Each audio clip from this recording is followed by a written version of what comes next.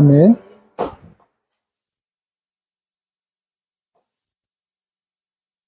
날씨가 시원해질 것 같지 않습니다. 여름이 계속 지속될 것 같은데, 하여튼 한여름에도 여러분들 건강하게 보내시기를 바랍니다. 오늘은 제3계명이죠. 제3계명입니다. 출애굽기 20장 7절에 나오는 제3계명은 하나님의 이름, 내 여호와의 이름을 망령되이 일컫지 말라 라고 하는 말이 이제 우리가 알고 있는 10계명의 제3계명입니다. 10계명의 제3계명은 두 가지를 나눠서 생각할 수 있습니다. 첫 번째는 뭐냐면 하나님의 이름, 내 여호와의 이름이라는 말하고, 두 번째 망령되이 일컫지 말라라고 하는 말입니다. 첫 번째 우리가 생각해 봐야 될 건 내 여호와의 이름이라고 하는 단어인데, 여기에서 우리가 좀 심각하게 생각해야 될 건 뭐냐면 하나님의 이름이 있느냐에 관한 문제입니다. 성경에서는 우리가 이야기할 때 하나님의 이름은 존재하지 않습니다. 이건 지금 우리들이 하나님의 이름을 모르기도 하지만 그 처음부터 하나님은 본인의 이름을 우리들에게 알려주지 않았습니다. 그래서 이제 처음에 물어볼 때 우리들이 가장 잘 아는 것 중에 하나가, 야곱이 약속한 강가에서 하나님을 만나잖아요. 하나님을 만나서 씨름을 합니다. 하나님의 천사를 만나서 씨름을 하는데 그가 물어봅니다. 당신의 이름이 무엇이냐고 물어보는데 하나님이 거기에서 대답을 해주지 않죠. 네가 왜 내 이름을 묻느냐 라고 이야기를 합니다. 그게 이제 첫 번째인 거고요. 두 번째는 이제 우리가 잘 아는 창세기 3장에서 모세가 산에서, 호렙산에서 하나님을 만납니다. 가시떨기에 불꽃이 되어 내려온 하나님을 만나는 장면이 있는 거죠. 그 장면에서도 이제 모세가 물어봅니다. 당신의 이름이 뭡니까? 내가 당신을 만나서 사람들에게 가서 이야기를 해야 되는데 내가 만난 신이 누구냐고 이야기를 하려면 이름을 알아야 되니까 당신의 이름이 뭡니까? 라고 물어보는데 거기서도 하나님이 대답해 주지 않죠. 성경에서는 이제 나는 스스로 있는 자다. 이제 개역개정에서는 그렇게 번역하는데 이게 원래 번역대로 따지면 제가 이제 히브리어 문법을 잘 몰라서 그게 문법적으로 완결된 문장이 아니라고 일반적으로 연구하시는 분들이 이야기를 합니다. 에쉘의 에을의 에쉘이라고 하는 말이 있는데 그 말 자체가 완결된 문장이 아니랍니다. 그래서 그 말을 그대로 번역하면 뭐 개역개정 성경에서 이야기하는 대로 나는 나 혹은 뭐 나는 있어 뭐 이런 이야기인 거라고 이야기합니다. 그래서 뭐 조금 얘기하면 나는 있어 뭐 이 정도로 번역이 된다라고 이야기하는 말인데 그게 이제 본인의 이름이라고 이야기하기에는 좀 애매한 거죠. 그러니까 나는 그냥 나인 겁니다. 그래서 요한복음에 보면 예수님이 이 말을 사용해서 나는 이라고 하는 말을 굉장히 많이 사용하는 건 그가 하나님임을 드러내는 형태의 언어로 바뀐 거죠. 그런데 이제 이 말이 이제 고대에는 어떻게 사용됐는지 모르지만 나중에 이제 넘어오면서 그리스 철학이 이제 유대교로 들어옵니다. 그래서 헬라어로 번역을 하게 되죠. 그래서 이 말을 이제 나 혹은 있다 이 말이 이제 헬라어에서는 철학적으로 얘기하면 존재라고 표현하니까 나는 존재라고 이제 이야기합니다. 그래서 존재 그 자체를 하나님이다 이렇게 이야기하고 스스로 존재하는 분이다. 그래서 뭐 요즘은 자존자 뭐 이렇게 얘기를 하는데 이제 헬라 철학에 들어와서 이야기하는 거고요. 그 전에는 그 이름 그 자체도 말 그대로 무슨 의미가 존재하는지를, 무슨 의미가 있다. 그게 무슨 의미냐라고 하는 게 명확하게 드러나 있지 않은 거죠. 그런데다가 이제 이스라엘 사람들이 하나님의 이름을 망령되이 부르면 안 되잖아요. 그러니까 이제 그 이름 자체도 그냥 이렇게 넘어갑니다. 그래서 성경 나와서 하나님의 이름이 있으면 쓰지도 않고요. 그냥 하고 넘어가거나 이게 뭐 이런 식으로 넘어가다가 나중에는 이제 그걸 하기도 애매하니까 거기 이제 아도나이라고 하는 나의 주님이라고 하는 말을 써서 뭐 이렇게 넘어가고 우리가 이제 성경 번역할 때 여호와라고 하는 이름은 히브리어 성경에는 다 주님이라는 말로 다 바꿔서 사용하고 있습니다. 그래서 이제 신성 3자라 그래서 하나님의 이름 자음만 4개가 표기되어서 내려오고 있고요. 그리고 이제 그 아도나이라고 하는 모음에 아도나이 중에서 이제 모음을 빼서 이 사음절하고 이 모음을 합쳐서 우리가 지금의 하나님의 이름이 이럴 거다라고 예상을 하는 겁니다. 그래서 그 모음을 합쳐서 예호바, 지금 여호와, 예호바라고는 발음이 어려우니까 이제 지금의 여호와라고 하는 말을 쓰든지 아니면 두 개를 합쳐서 야훼라고 하는 발음이 더 원래 발음이다라고 해서 쓰든지 요즘은 그래서 뭐 또 다른 이름이 있을 거야. 그게 아니라 요즘 뭐 얼마 전에 읽은 책 보니까 야호가 맞아 뭐 이런 식으로 해서 쓰든지, 뭐 이렇게 이제 여러 가지 얘기들이 나오고 있는 것도 하나님의 이름이 정확하게 뭔지를 모르는 거죠. 그런데 우리들이 생각해 볼 때 고대 세계에서 이름은 무엇이냐라고 이야기하면 야곱이 이스라엘로 바뀌잖아요. 야곱의 이름이 아니야, 너는 이스라엘로 바뀌어 라고 이야기하는 건 이름은 뭐냐면 결국은 너의 정체가 뭐야? 라고 물어보는 겁니다. 그러니까 당신의 정체가 뭐야? 당신의 정체를 나에게 알려줘. 이렇게 이야기하는 거죠.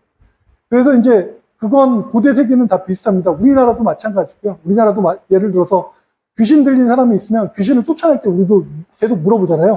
귀신의 이름이 뭐야? 귀신의 정체가 뭐야? 그래서 그 정체를 알면 귀신을 쫓아낼 수 있는 거고요. 그 정체를 모르면 계속 이제 가는 겁니다. 그러니까 이제 계속 물어보죠. 이게 퇴마 이런 거, 영화나 이런 거 보면 물어보잖아요. 이름이 뭐야? 너 이름이 뭐야? 막 물어보는 이유 중에 하나가 이름을 알아야 쫓아낼 수 있는 겁니다. 정체를 아는 거잖아요. 그러니까 네 정체가 뭐야? 그래서 쫓아낼 수 있는 거고, 그리고 그 정체를 알아야 내가 얘를 경배할 건지 쫓아낼 건지 그건 이제 이야기할 수 있는 겁니다. 그래서 예전에 이제 뭐 중세 때는 그 귀신의 정체라 그래서 귀신의 이름들이 있고요. 그 목록들이 순표대로 이렇게 쭉 되어 있습니다. 그래서 뭐 순위별로 어떤 이름은 뭐 서열 몇 위, 서열 몇 위 뭐 이런 식으로 올라가 있어서 우리가 얘기하는 사단은 아마 중세에서 서열 3위 뭐 이렇게 되어 있습니다. 사단이 잠깐만요. 제가 지금 헷갈립니다. 바알세불이 1위인가 하여튼 그렇고요. 뭐 이런 식으로 서열이 쭉 매겨져 있어서 그 서열대로 이제 순위에 따라서 어떤 게 더 세고 약하고 뭐 이러면서 퇴마의식 할 때, 와, 얘는 서열 3위가 들어가 있는 거네? 나는 못 이기네? 그리고 또 다른 사람이 와서 해서 뭐 서열별로 이렇게 하는 것도 마찬가지인 겁니다. 이름을 안다라고 하는 건 결국 우리가 너의 정체가 무엇인지를 밝혀내서 내가 불안하지 않도록 만드는 작업 가운데 하나인 거죠. 그러니까 내가 불안하지 않도록 만드는 작업 가운데 하나이기 때문에 이름을 드러내는 건 의외로 되게 고대에서는 중요한 작업일 수 있습니다. 현대도 마찬가지인 거죠. 사람 만나면 제일 먼저 이름을 물어보잖아요. 당신의 이름이 뭐예요? 뭐 이런 식으로 이제 물어보는 것도 마찬가지로 정체를 드러내는 굉장히 중요한 요소일 수 있습니다. 그런데 하나님은 우리들에게 이름을 밝히지 않는다. 하나님은 우리들에게 자신의 정체를 드러내지 않는다라고 이야기하는 건 뭐냐면 하나님의 정체를 우리들이 받아들일 수 없다라고 이야기할 수 있는 거고요. 반대로 얘기하면 정체를 드러내는 순간 우리들이 그걸 이용할 수 있다라고 이야기하기 때문에 드러내지 않는 것일 수도 있습니다. 그래서 하나님의 정체를 모르기 때문에 그가 신이다라고 이야기하는 신학자들이 존재하는 이유도 하나님의 정체, 하나님의 이름을 통해서 그가 가지고 있는 정체를 우리가 모르기 때문이다라고 이야기할 수 있는 거죠. 그러면 성경에 나와 있는 하나님의 이름들이 있습니다. 성경에 나와 있는 그가 전능하신 하나님, 뭐 영원하신 하나님, 여호와 이레, 뭐 준비하시는 하나님, 뭐 도와주시는 하나님, 이런 여러 가지 이름들이 성경에 나와 있잖아요. 이건 하나님이 우리들에게 본인의 이름을 알려준 게 아니죠. 이건 어떤 개념들이에요? 내가 겪어봤더니 하나님은 이런 분이야 라고 말하기 시작하는 거죠. 우리들이 그래서 사무엘서의 가장 유명한 여호와 이레 같은 경우도 마찬가지죠. 사무엘서가 아니죠. 창세기에 보면 여호와 이레가 나오죠. 하나님이 아브라함이 이삭을 데리고 가서 제단에 바치려고 할 때 하나님이 그걸 말리죠. 그리고 수양을 준비해 주십니다. 그걸 보고 그곳의 이름을 여호와 이레라고 부르기 시작했던 거죠. 하나님이 준비해 주셨다. 그의 산에서 준비해 주셨다라고 이야기하는 겁니다. 즉, 내 신앙 고백에 의해서 그가 어떤 분이라고 말하기 시작하는 거죠. 그러니까 하나님은 전능하시다, 혹은 뭐 치료하시다, 하나님은 준비해 주셨다, 여기까지 도와주셨다 하는 그 모든 이야기들은 결국 내가 고민하거나 내가 겪어봐서 이야기하는 모든 것이다. 이렇게 이야기할 수 있는 거죠. 그러니까 하나님의 이름을 우리가 부른다. 그의 이름을 부른다는 얘기는 그가 누구인 건지, 그 존재가 어떤 건지를 내가 굉장히 무겁게 그것을 생각하고 나서 이야기한다 라고 말할 수 있는 겁니다. 그건 내가 친히 겪은 것이고 내가 그것을 끊임없이 내 삶 가운데서 녹여내고 그리고 나서 그가 그런 분일 거야. 그런 분이야도 아닙니다. 그런 분일 거야. 나에게는 그런 분이었어 라고 말할 수 있는 거죠.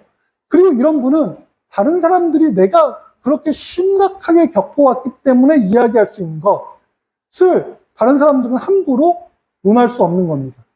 그러니까 오늘 성경에서도 보면 하나님의 이름을 망령되이 부르지 말라라고 할 때 부르지 말라, 입에 올리지 말라는 얘기는 성경에서 딱 2번 나오는 거죠. 여기에서 1번 나오고요. 시편에서 1번 나오는데, 시편에서 1번 나오는 이 말도 하나님에 관한 말이 아닙니다. 시편에서 나오는 말도 다른 이방신들을 내가 부르지 않겠습니다 라고 이야기한 거기 때문에 하나님의 이름을 부르지 않는다, 입에 올리지 않는다 라고, 쉽게 입에 올리지 않는다는 말은 오늘 이 본문밖에 없습니다. 말 그대로 하나님의 이름이 무엇이냐는 것에 대해서 우리가 쉽게 생각하거나 말하거나 움직여서는 안 되는 거죠. 고대 세계는 하나님의 이름으로 맹세합니다. 그러니까 증언할 때나 이럴 때 하나님의 이름으로 맹세하죠. 그 증언의 신빙성을 하나님의 이름으로 맹세할 때 더 강화시킵니다.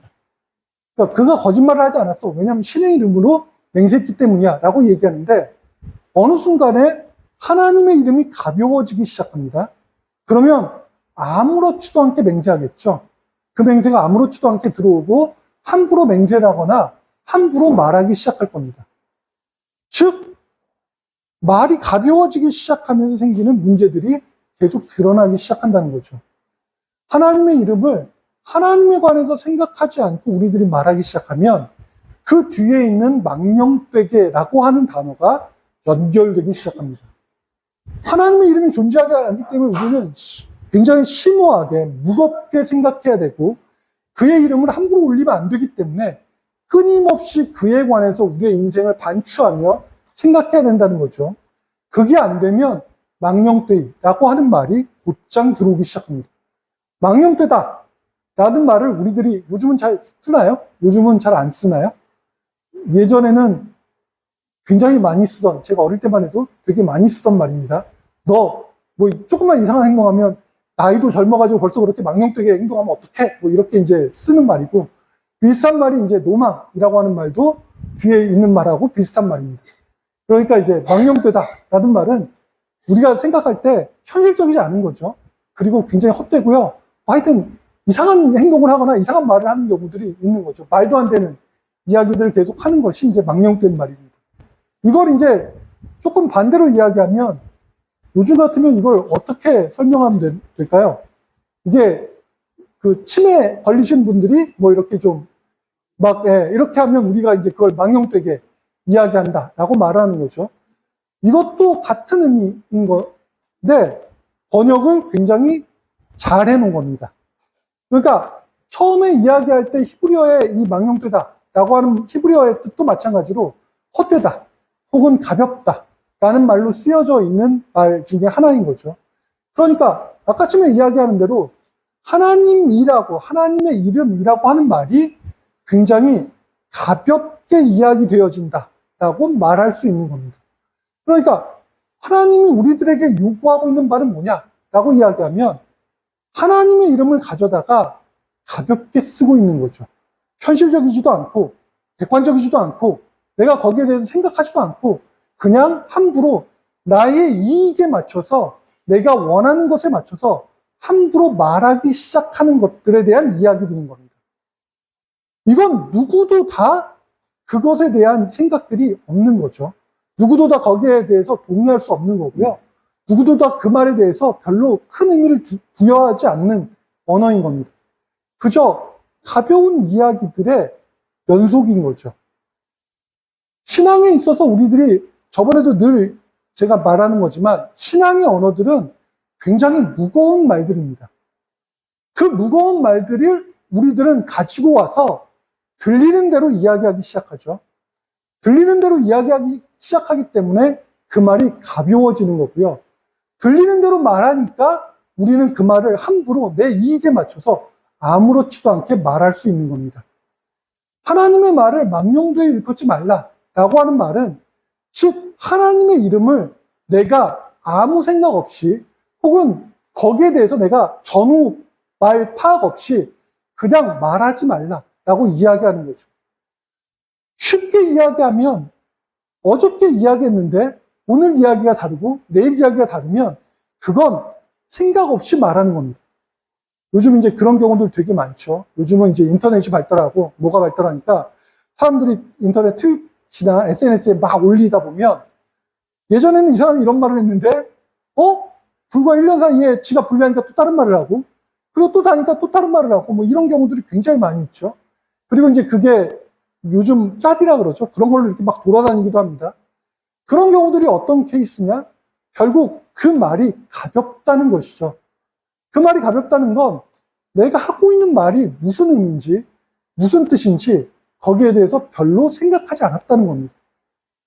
우리들이 이야기할 때 민주주의라는 말을 사람들이 별로 생각하지 않죠. 그리고 거기에 대해서 내가 알아보려고도 하지 않죠. 그냥 들리는 대로 말하면 민주주의라고 하는 말을 가지고 내가 이렇게도 말했다가 저렇게도 말했다가 자기 마음대로 이야기합니다. 법, 자유, 모든 것이 다 마찬가지인 거죠. 내가 필요하면 되게 훌륭한 거고 나에게 불리하면 그것이 갑자기 이상한 말이 되고 뭐 이러면서 자기들이 원하는 방식대로 움직여가기 시작하는 것도 마찬가지입니다. 그것도 어떤 언어나 어떤 말에 관해서 내가 유리하냐 불리하냐를 따지는 거지 그것이 가지고 있는 언어의 속성 혹은 그것이 가지고 있는 의미나 뜻이 무엇인지를 전혀 생각해 보지 않는다는 거죠.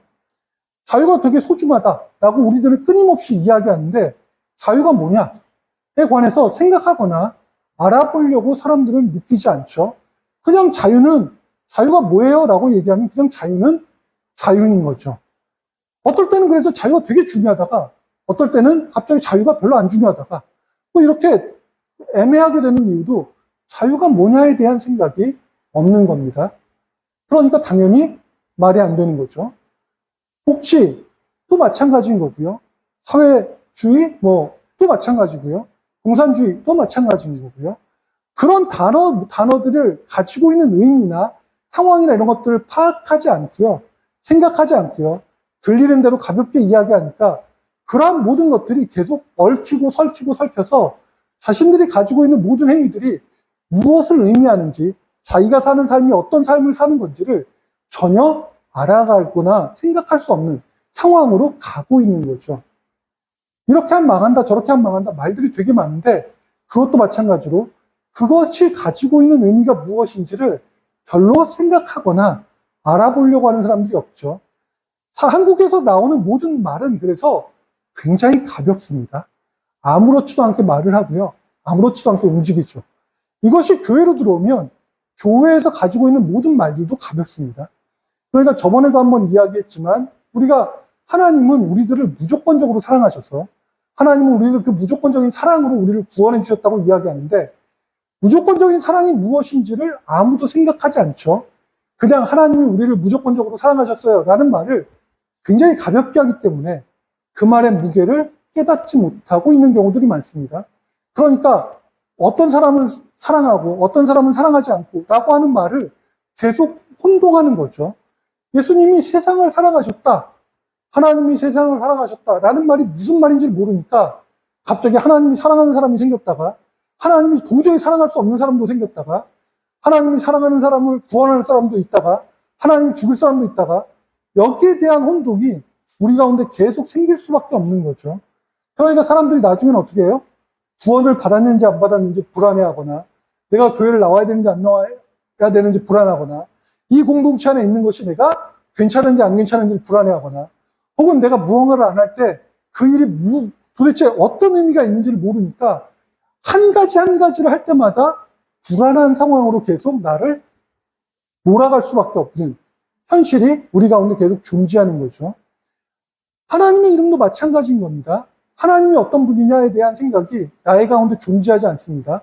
그러니까 A라는 사람이 하나님은 이런 분이야 맞나? 라고 얘기하면 그리로 혹했다가 B라는 사람이 이런 분이야 라고 하면 거기로 혹했다가 이런 방식으로 움직이게 되고 그리고 때로는 어떤 사람이 자기의 이익을 위해서 하나님은 이런 사람이야 저런 사람이야 라고 이야기하기 시작하면 거기에 빠져서 하나님이 그런 분이라고 나는 아무렇지도 않게 말하고 움직여가는 형태들이 있죠.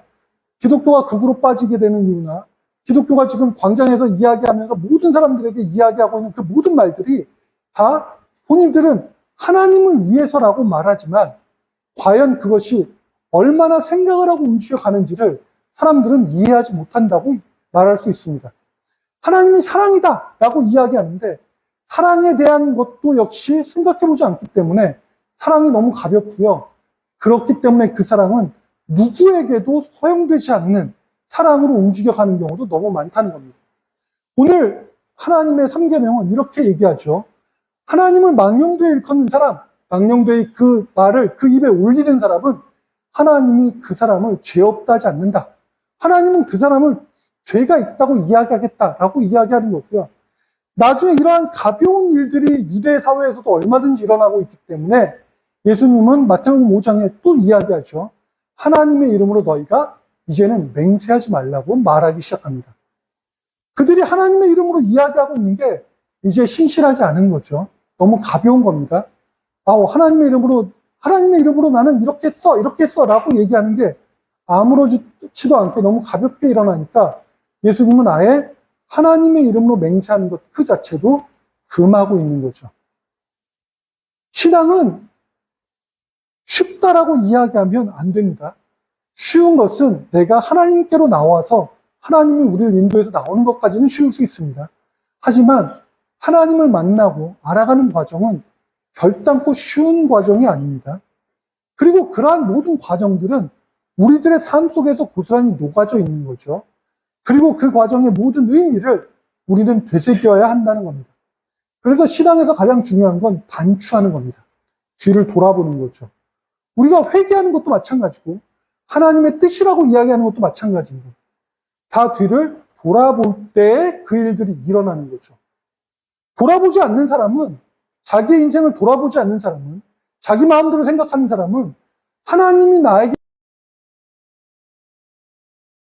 왜 내가 이렇게 살아야 되고 왜 이런 일이 우리 가운데 일어나야 되는지를 전혀 느끼거나 알지 못합니다. 인생이 끊임없이 똑같은 거고요. 자기가 그래서 하나님 앞으로 한 걸음 더 갈 수 없고요. 그래서 내가 스스로를 견디지 못하는 방향으로 움직여 갈 수밖에 없는 거죠. 혹은 반대로 얘기해서 반추를 제대로 못하면 항상 좋은 것만 생각합니다. 그래서 저 같은 경우도 마찬가지지만 돌이켜보면 저는 항상 훌륭한 사람일 수 있습니다. 내가 학교 다닐 때 얼마나 어머니와 아버지 말씀을 잘 듣고 얼마나 학교 다닐 때 이렇게 잘하고 나는 어쩌고 막 얘기를 하면 부모님은 뒤에서 듣고 비웃겠죠. 네가 그러면서 비웃을 수 있습니다만 내가 아이들에게 나의 가장 훌륭한 모습만 가지고 아이들에게 이야기하기 시작합니다. 그러면서 나는 그 시절에 무엇을 좋아했고 무엇을 싫어했는지, 내가 그걸 왜 싫어했는지를 전혀 반추하지 못하죠. 우리의 인생이 무겁지 못하고 우리의 말이 무겁지 못합니다. 사람들에게 의미 없는 말들이 끊임없이 드러날 수밖에 없는 거죠. 하나님의 이름이 반추하지 않고 생각하지 않기 때문에 의미 없이 말들이 들어갑니다. 하나님이 이렇게 하셨어, 저렇게 하셨어. 이게 그냥 내가 좋은 일이 있으면 하나님이 하신 거고요. 내가 좋은 일이 없으면 하나님이 하신 게 아닌 형태로 움직여 갈 수밖에 없습니다. 그러면 하나님의 이름이 아무런 의미 없이 흘러가게 되는 거죠. 사람들 앞에서 그 말이 큰 의미 없이 흘러가니까 하나님의 이름에 대한 무거움이 우리 가운데 사라지게 됩니다. 교회에서 하나님의 이름을 가지고 아무리 얘기를 해봐야 그래서 아무도 감동받을 수 없는, 아무도 그 이름의 무게에 존경을 표하거나 경배할 수 없는 상황으로 나아갈 수밖에 없는 거죠. 예수님이 그러니까 당연히 하나님의 이름을 함부로 말하기 시작하는 모든 사회에 경종을 울리기 시작합니다. 하나님의 이름으로 맹세하지 말라. 하늘이든 땅이든 다 아예 그 이름 그 자체에 너희들의 힘을 실지 말라고 말할 수밖에 없는 겁니다. 하나님의 존재, 그분은 그 존재만으로도 위대하신 분입니다. 우리들이 그의 이름이 존재하지 않는다. 우리들은 그의 이름을, 그의 실체를 알 수 있을 만큼의 상황도 안 된다. 결국 그렇기 때문에 우리들은 그의 이름에 관해서 끊임없이 묵상하고 참호해야 한다. 우리들이 가지고 있는 모든 언어는 그의 생각을 알 수 있는 파편이기 때문에 우리들이 가지고 있는 언어들, 우리들이 이야기하고 있는 모든 것들을 끊임없이 생각하고 움직여가야 합니다. 그래서 신앙생활이라고 하는 건 참고 참는 겁니다. 그래서 우리가 이제 구원에 관해서 이야기할 때 칭의가 있고 성화가 있고 움직여 가잖아요. 칭의가 있고 성화가 있는 그 모든 과정, 그 중간 과정을 굉장히 오랜 신앙, 칭의와 성화 그 중간에 있는 그 모든 오랜 과정을 조직신학에서는 견인이라고 하는 말을 씁니다. 견인, 참을 견인, 참을 견인, 참을 인. 그래서 신앙은 뭐 하는 거냐? 참고 참는 겁니다. 하나님께서 우리를 보면서 참고 참듯이 우리도 마찬가지로 참고 참는 것입니다. 참고 참는 것은 그걸 통해서 무엇을 하는 거예요? 끊임없이 그 말의 무거움을 계속 참는 것입니다. 내가 참는 것은 내가 이렇게 해야 되는 이유를 끊임없이 생각하고 이야기하는 거죠. 참지 않으면, 화를 확 내면 그것이 왜 있는지, 무엇 때문인 건지 모르잖아요. 참고 참아야 그 일을 알아갈 수 있는 겁니다. 하나님이 우리를 향해서 어떻게 하면 좋을지를 모르니까 참고 참으시면서 그 아들까지 보내서 하나님의 구원의 역사를 이루었던 것처럼 우리도 마찬가지로 참고 참음으로써 하나님의 이름을 알아가야 한다는 거죠. 하나님의 이름은 가볍게 헛소리처럼 혹은 아무렇지도 않게 말해서는 안 된다라는 것을 잊어버려서는 안 됩니다. 그래서 그의 이름으로 증언하거나 그의 이름으로 하는 말들에 우리는 우리의 인생의 무게를 걸어야 합니다. 내 인격을 혹은 내 삶의 모든 것들이 걸려 있어야 비로소 그에 관해서 이야기할 수 있는 거죠. 그래서 목회자들이 제일 문제입니다. 매주 얘기를 해야 되잖아요. 얼마나 가볍겠습니까? 그래서 사람들에게 별로 감동을 줄 수 없는 이유도 그런 거죠. 너무 가벼우니까요. 하나님 앞에 우리가 이러한 가벼움이 사라지는, 그래서 교회 안에서 이야기되어져 있는 것들이 우리의 생애를 통해서 다시금 이해되고 말할 수 있는 삶이 우리 가운데 있기를 바랍니다. 그래서 죄 없다 하시는 하나님의 말씀이 아니라 우리가 하나님 앞에서 그래 그 정도면 됐어 라는 이야기가 우리의 삶 가운데 들어오는 그러한 삼계명으로 우리들 마음 가운데 있기를 축원드립니다. 기도하겠습니다. 하나님 감사드립니다. 주님께서 저희들 가운데 함께해 주심을 감사드립니다. 저희들이 하나님의 말씀을 들을 수 있도록 인도해 주시고 우리들 삶 가운데 그 말씀을 묵상하고 생각할 수 있도록 도와주셔서 하나님의 말씀을 통해서 하나님의 이름이 드러날 수 있도록 우리들의 삶을 통해서 하나님의 이름이 드러날 수 있도록 인도하여 주시옵소서. 하나님의 이름이 가볍게 불려지거나 망령되이 불려지지 않도록 주님께서 함께해 주시옵소서. 함께해 주신 하나님께 감사드리며 예수님 이름으로 기도드립니다. 아멘.